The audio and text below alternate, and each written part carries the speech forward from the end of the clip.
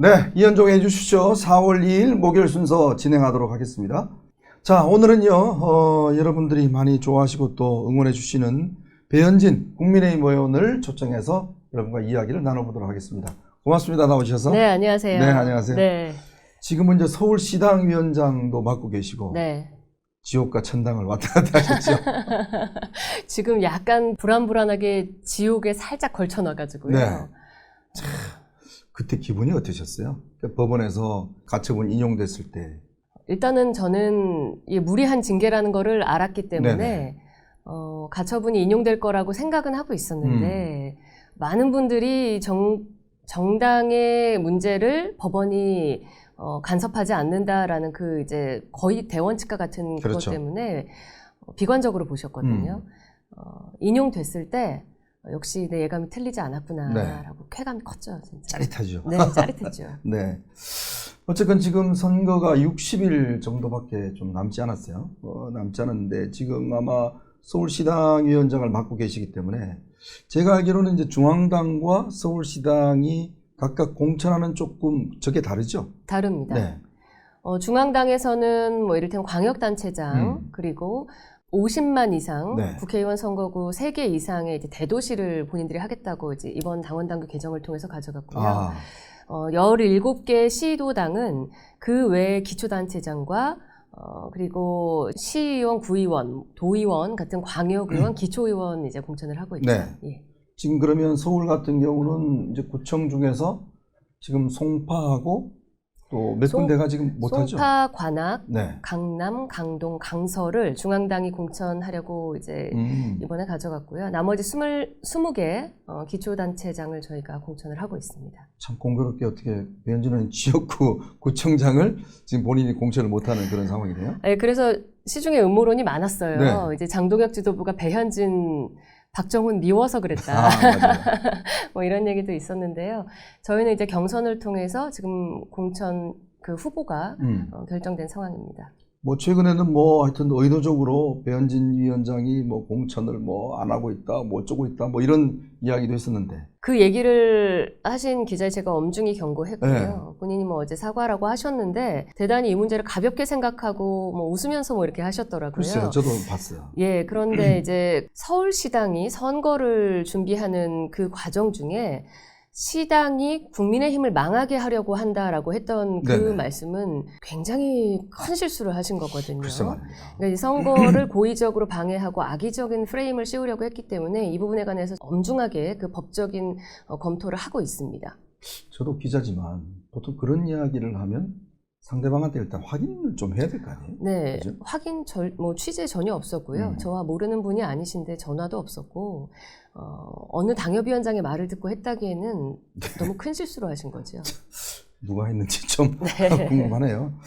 네. 자, 근데 이제 지금 국민의힘 공천을 보면 저희 언론도 그렇고 많은 국민들이 이게 뭐 거의 아수라장이 됐다. 네. 이렇게 이야기를 하고 있습니다. 이정현 위원장이 사퇴를 했고요. 또 김영환 충북지사가 가처분이 또 인용이 됐어요. 참 요즘 법원에 보면 국민의힘 사건은 가처분을 인용하는 게 무슨 붐인 것 같습니다. 지금 보니까 뭐 이게 인용이 되니까 지금 또 다른 그 공천 떨어진 분들, 컷오프된 분들이 다 또 하겠다고 지금 난리예요. 그것도 문제긴 합니다. 그러니까 정당이 스스로 원리 원칙에 맞게 잘 운영이 됐으면 이런 파국이 안 빚어졌을 것 같은데요. 네. 물론 김영환 충북지사의 가처분 내용, 그 인용의 내용과 저나 김종혁 전 최고에 관한 문제는 전혀 다른 판단이라고 저는 생각하고 네. 있습니다. 그런데 좀 재밌는 건요. 혹시 그렇게 안 느끼셨어요? 네.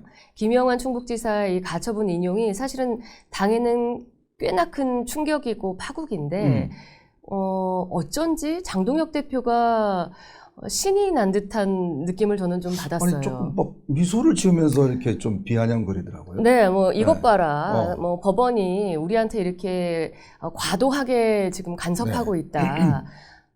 그 심판을 한 재판장이 판단을 한 재판장이 뭐 윤리위원장로 오히려 해라라는 식으로 비아냥조로 이야기까지 했는데요. 법원이 정당의 문제에 간섭하지 않는 그 재량권을 인정하는 것은 알아서 잘 하겠지. 정당의 민주주의를 훼손하지 않고 절차적 정당성을 잘 보존하겠지라는 서로 간의 신뢰거든요. 그런데 들여다보니 엉망인 부분이 많았던 거죠. 특히 이번 김영환 지사의 경우는 보니까는 절차적 정당성의 훼손이라고 이제 법원이 판단을 한 건데요. 그러니까 후보를 컷오프하면서 동시에 그 어떤 후보를 대신 미리 낙점해 두고 그것을 훼손하지 않았느냐라는 그 의심을 했고, 이게 예전에 좀 기억나는 부분이 있지 않으세요? 한덕수 후보를. 맞아요. 그날 밤에. 예. 새벽이죠. 그때 이제 권영세 비대위원장과 권성동 원내대표가 밤에 저희 의원들도 모르는 상태에서 새벽 밤낮에 이미 선출되어 있는 대선 후보를 마구잡이로 바꾸려고 했던 적이 있거든요. 이러한 것들을 이제는 이제 법원이 국민의 이름으로 좀 제동을 걸고 있지 않나라는 생각을 하고 있습니다. 제가 그런 표현을 썼습니다. 오죽했으면 법원이 이럴까. 그러니까 오죽했으면 그 말씀이 딱 맞는 것 같습니다. 그러니까 이게 보통 남부지법 같은 경우는 지금 그 이제 재판부가 제일 고참이 하거든요. 원래 가처분 같은 경우는. 근데 제가 알기로도 그동안 뭐 그렇게 당의 어떤 내부 문제에 간섭을 안 해왔는데, 그러니까 배현진은 징계 문제도 그렇고 또 김종혁 전 최고 징계 문제도 그렇고 이번 건도 그렇고, 아니 그래도 절차는 좀 지켜야 될 거 아닌가 뭐 이런 이야기 아니겠어요? 네. 근데 저는 이정현 위원장을 정치 입문 때부터 제가 잘 압니다. 근데 제가 그 이정현 위원장 아마 그 선임됐을 때 제가 이 방송에서 말씀을 드렸는데, 이분은 굉장히 부적합하다. 왜냐하면 이분은 참 열정은 많은 분인데 이 뭐 앞뒤 가리지 않고, 특히 지금 사실은 국민의힘은 지방정부로 따지면 여당이에요. 서울시로 따지면. 그렇죠. 그러니까 이게 최대한의 장점인데, 그리고 지방선거는 제가 많은 선거를 이렇게 취재해봤지만 총선하고는 좀 다릅니다. 누가 누군지 잘 몰라요.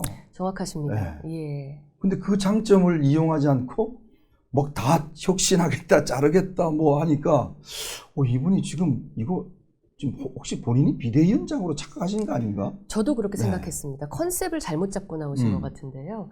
총선을 마치 국회의원 선거하듯이 지금 판을 짜고 움직이니까 되는 일이 없는 거죠. 말씀을 듣기로는 2016년 그 김종인 민주당 선대위원장의 그 역할을 모티브를 좀 삼았다라는 얘기를 들었습니다. 그때는 사고를 쳐서 이제 좋은 플러스가 될 때가 있고 침착하게 잠잠히 준비를 해야 될 때가 있는데, 지금 같은 경우는 저희가 전반적으로 국민의힘이 열세인 상황이기 때문에 말하자면 좀 기척을 숨기고 저희의 약점을 최대한 드러내지 않으면서 후보들의 강점을 부각시켜주는 전략적인 공천을 해야 한다고 생각하는데요. 이정현 공관위원장께서 후보들이라는 이 세 글자에 과연 책임감을 가지고 임하셨는지 저는 좀 모르겠습니다. 오히려 오랫동안 이 정치 주류에서 좀 빗겨나 있으시면서 이번 기회에 나의 소멸됐던 정치적인 좀 그 생명줄을 다시 한번 이어보자라는 그런 욕망에 사로잡히시지 않았나 생각을 했습니다. 사실 제가 뭐 이 직간접적으로 그런 이야기를 많이 했는데, 일단 이 지방선거 할 때는 현직 구청장, 현직 시장이 엄청난 메리트를 갖고 있어요. 당연하죠. 그러니까 본인이 예를 들어서 뭐 이렇게 어디 시정 행사 나가고 이런 게 다 선거운동이거든요. 그러니까 국민의힘은 지금 구청장들이 사퇴를 안 하잖아요, 아직까지. 그 이유가 뭐냐면 엄청난 메리트를 가지고 있기 때문에. 당연합니다. 그런 분들한테 뭔가 그걸 이용해서, 그리고 지방선거는 국민들이 일꾼을 뽑지 뭔가 막 정부하고 싸우고 뭐. 그래서 저는 처음에 이진숙 그 방통위원장이 이재명 정부와 제가 싸우겠습니다 이럴 때, 아니 지금 대구 시민들이 이재명 정부와 싸우는 사람을 뽑을까, 아니면 대구시를 발전시킬 사람을 뽑을까? 근데 그냥 기본적으로 그러면 이 지도부가 이 선거를 가지고 있었던 컨셉이 뭘까 생각이 좀 들어요. 컨셉 자체를 잡을 생각조차 하지 못하지 않았나. 그냥 오로지 장동혁 지도부가, 이거는 순전히 저의 생각입니다. 장동혁 대표의 그 대망론, 그 원대한 꿈을 위해서 본인은 나는 다 계획이 있다라고 밝혀왔는데 그 먼 미래의 어떤 시점을 위해서 그냥 이 디딤돌 하나로 이번 지방선거를 생각하지 않았나 싶고, 그렇다 보니까 지금 말씀하신 유권자의 니즈에 다가가는 그런 공천이 아니라 지금 맞지 않는 그러니까 스타 플레이어들을 뭐 전격적으로 꽂아서 하는 총선식의 선거를 구상하지 않았나. 대단한 패착이다 생각합니다. 근데 이제 보통 정치를 하게 되면 뭔가 결단도 중요하고 한데, 사실 어제 김관영 전북지사를 민주당이 이제 그 대리 비용을 줬다고 해서 그 영상이 공개되니까 밤사이에 전격 제명을 해버렸어요. 근데 이제 그런 그 순발력, 근데 반대로 사실은 국민의힘 같은 경우는 이제 옛날 절윤선을 했지 않습니까? 예. 근데 예를 들어서 지금 윤어게인을 주장하면서 본인이 지금 입후보 한 분들이 있어요. 예. 지금 지금 충북지사 후보 한 분 같은 경우도 그렇고. 그러면 당이 그렇게 어떤 한 목소리 절윤하겠다라고 했으면 거기에 맞지 않는 분에 대해서 뭐 컷오프를 한다든지 네. 이런 단호함을 좀 보여줘야 되는데, 되레 민주당은 보면 굉장히 발빠르게 어떤 선거에 그나마 부자 몸조심한다고, 지금 상황으로 보면 민주당은 뭐 충분히 이길 수 있는 상황이 돼 있는데 오히려 더 빨리 움직이는데, 반면 국민의힘은 뭐 그냥 뭘 해도 별로 조치도 취하지 않는 것 같고. 네. 근데 결국은 이정현 공관위원장을 임명한 사람은 장동혁 대표고, 네. 윤민호 윤리위원장 임명한 사람도 장동혁 그리고. 대표죠. 그러면 이렇게 지금 난리가 났으면 제 상식으로는 당대표가 어떤 식이든지 뭔가 책임이나 뭔가 좀 입장 표명이나 이런 거 해야 되는 거 아닌가요? 그게 상식 아닌가요? 그게 상식이죠. 네. 국민 상식에 맞지 않는 일을 하고 있기 때문에 저희 지지율이 20%의 그 콘크리트까지 뚫고 지금 10%대로 돌입한 거거든요. 네. 그런데 그걸 정작 이제 그 당의 수장이라고 하는 대표 본인만 지금 모르고, 오히려 내가 절윤 선언을 당신 의원들 때문에 해서 지금 더 떨어지지 않았느냐라고 저희들을 책망하고 있어요. 그것도 참 희한한 이론입니다. 네. 그분이 무슨 생각인지 저는 끝까지 모르겠지만 네. 이제 점점 고립되다 보니까 자기 생각에 갇혀버린 게 아닌가, 그런 안타까움이 있습니다. 우리 어느 분이 그런 이야기 하더라고요. 이제 우리가 지동설이 있잖아요. 네. 장동설이 있는 게 아니냐, 뭐 이런 이야기를 하는데. 그건 조금 맞는 말 같아요. 네. 본인들만 보시는 뭐 데이터가 있는 것 같아요. 아니, 그러니까 뭐 장 대표가 그런 이야기를 뭐 했다는 거 아닙니까? 비공개 최고위원회에서. 아니, 내가 저런 선언 하기 싫은데 억지로 하라고 그래서 했다. 그러면 지지율이 올라가야 되는데 안 올라갔지 않냐? 응?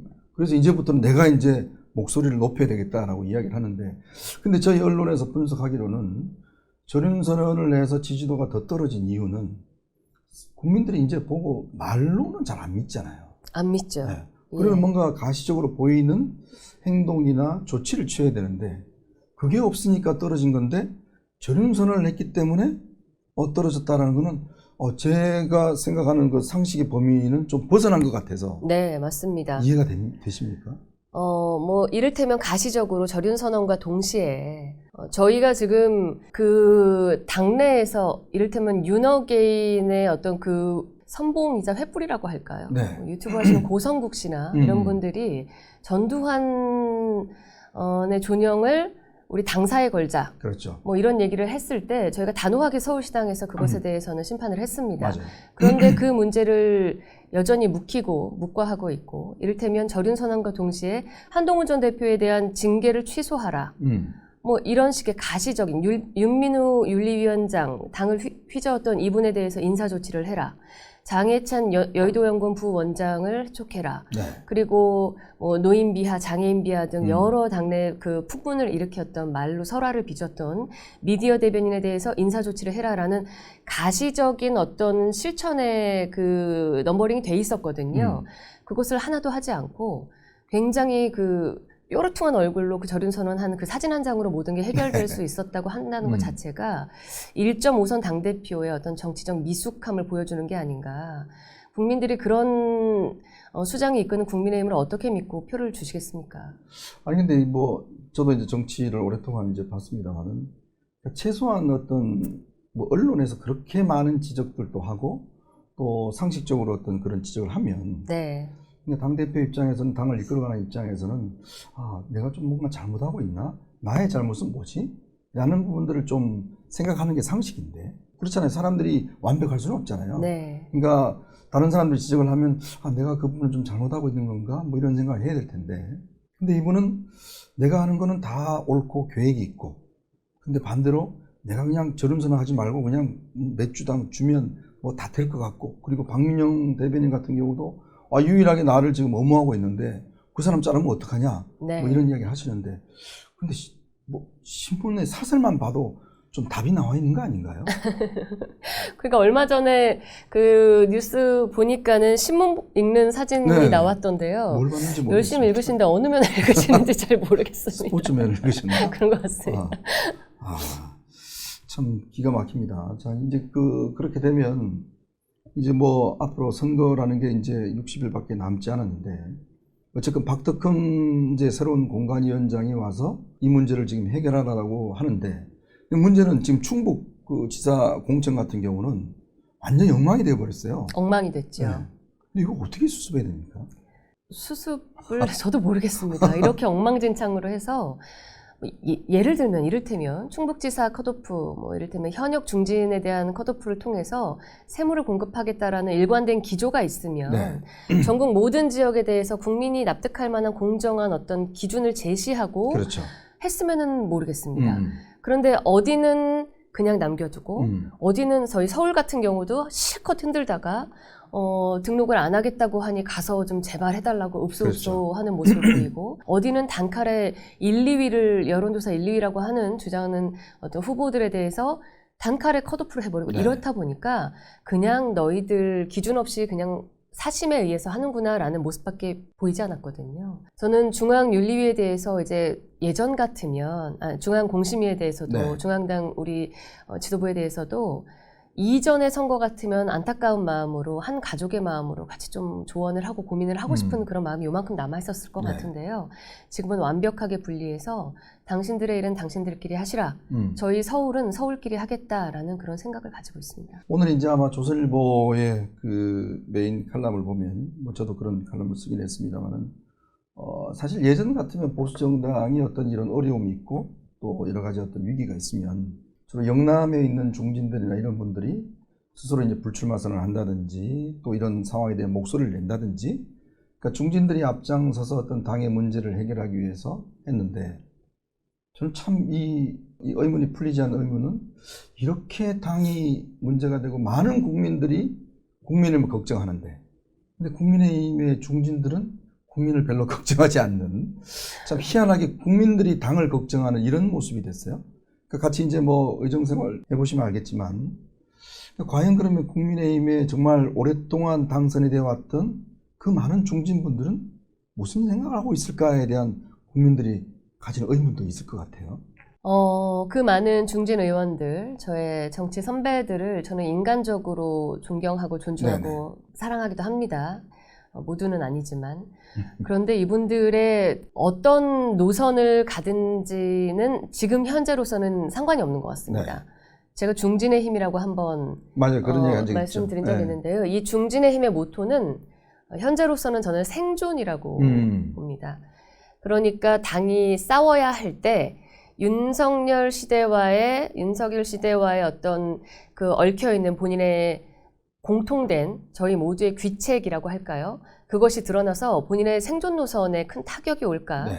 그런 공포감이 비뚤어진 그 유대감을 형성시켰고 그게 오히려 이 안에서 쇄신하자고 하는 어떤 젊은 의원들이나 새로운 목소리들에게 내부 총질이라거나 뭐 배신자라거나 하는 프레임을 씌워서 잘못되게 결집하는 모습을 그렇죠. 보여왔거든요. 이제 무기력함을 넘어서 이게 이제 공포감으로 갔고 그 대표적인 예가 저희가 이제 공한증이라고 그러는데요.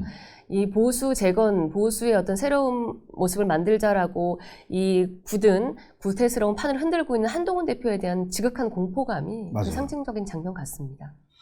그러니까 예전에 이제 민주당 같은 경우는 이제 주로 호남 쪽에 이제 중진들이 많았거든요. 네. 근데 이제 민주당은 어느 순간에 가서는 지금 호남은 완전히 이제 초선 위주로 그냥 확 물갈이를 해버렸고. 맞습니다. 그리고 이제 수도권에 있습니다. 다 수도권에 있어요. 예. 그러니까 그러다 보니까 이 수도권에 있는 의원들이 막 방송도 나오고 뭐 말도 하고 네. 뭐 그러면서 이제 본인들의 존재감을 살리다 보니 지금 딱 경기도가 그 꼴이에요. 맞습니다. 경기도는 지금 뭐 국민의힘은 전멸이에요. 제가 볼 때는 이번에 아마 시장 나올 후보도 없는 곳이 꽤 있더라고요. 75만인 부천시도 네. 지금 후보를 못 구했고요. 경기도 시흥시도 후보를 못 구해서 중앙당이 결국에는 후보 0명으로 지금 네. 공관위가 1차로 끝을 냈습니다.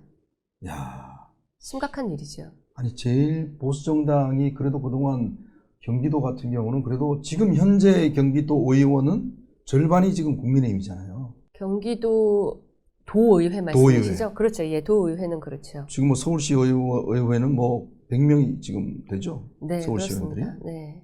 그런데 이게 지금 이번 선거 결과가 지금 어떻게 될지 모르겠지만, 그러니까 결국은 민주당은 수도권 정당으로서의 전환을 성공시켰고, 성공했습니다. 그거 결과는 결국 텃밭이라 하는 곳에서 과감한 물갈이를 통해서 성공했는데, 예. 문제는 국민의힘은 이 TK와 PK 텃밭에서의 어떤 중진들이 계속 기득권을 갖고 있으면서 네. 사실상 수도권을 거의 뭐 죽여버리는 뭐 이런 결과죠. 민주당은 오히려 이 서울 수도권 지역에 계속해서 이제 오히려 그 경륜 있고 경험 있는 의원들이 자리를 잡고 밑바닥부터 조직과 생태 그 기초 체력을 쌓아가는 작업을 해왔고, 전혀 본인들의 불모지라고 했던 그 동쪽에 영남 지역에도 동진 정책을 통해서 그 성공을 하고 있지 않습니까? 지금 김부겸 전 총장 예, 그렇죠. 그리고 우리 김현정 의원님 말씀하신 대로 호남에서는 이름 없는 새로 이제 그 정치에 발붙이는 신인들을 배양하는 그 배양토로 맞아요. 본인들의 밭을 쓰고 있는데, 저희는 오히려 서울 수도권에서 조금 자리를 잡았다고 하면 그 지역이 괜찮아지니까 이제 너 나가.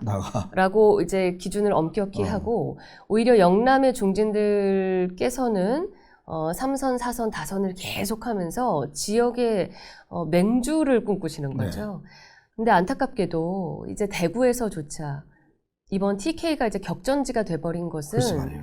너희 지금 우리 대구, 경북, 영남을 뭘로 보느냐라는 말씀들을 이제 과감하게 그곳에 국민들이 하기 시작하셨다라는 지점은 대단히 우리 당이 자성해야 될 부분이 된 것 같습니다.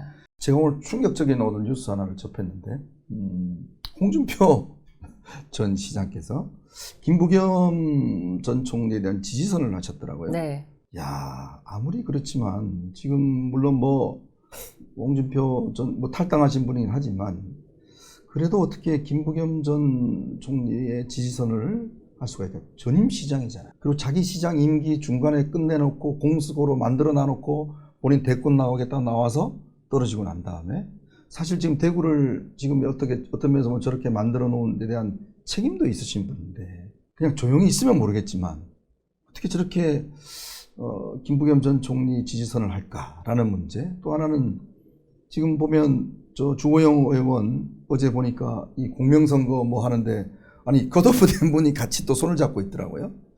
자, 그리고 저긴 또 이제 아마 오늘 내일 중에 결과가 나올 것 같은데, 예. 어떻게 할지 참 이런 거 보면서 대구 시민들 입장에서 보면 지금 뭐 솔직히 한마디로 장난하냐? 뭐 이랬을 수 있을 것 그랬을 같아요. 것 같아요. 네. 예, 그 보수를 지켜준 대구 시민들의 입장에서 화가 나고 많이 서운하실 것 같고요. 홍준표 전 시장님에 관해서는 저한테 제가 배현 잘 아시잖아요. 또. 제가 최근에 비판을 했을 때 다른 사람도 아니고 배현진 어떻게 당신이 그럴 수 있느냐라는 이야기를 하셨는데요. 그동안 뭐 하지 않았던 많은 이야기 중에 오늘 김부겸 지지선언에 이르기까지 그걸 지켜보시는 국민들이 느끼시는 바가 있지 않겠습니까? 그걸 제가 좀 미리 확인하고 간파했다. 예, 제게는 물론 굉장한 제가 감사한 선배이기도 하지만 어찌됐든 보수 정당이라는 곳에서 많은 혜택을 받고 정치 역사를 쌓아오신 분이 좀 멋지게 퇴장하시길 바랐거든요. 역사책에 이미 나오는 이름이 실릴 만한 정치인이 되시지 않았습니까? 그런데 저는 많은 정치인들이 왜 그렇게 대통령 되시는데 목숨 거는지 좀 모르겠어요. 근데 본인의 그릇대로 쓸 만큼의 소용을 하고 잘 퇴장하면 좋겠는데 지금 안타깝습니다. 그래서 참 이게 정치라는 게 무슨 동아리 클럽이나 사교 클럽이 아니잖아요. 그럼요. 뭐 인간관계 때문에 어쩌고 배신자고 하는 게 아니잖아요.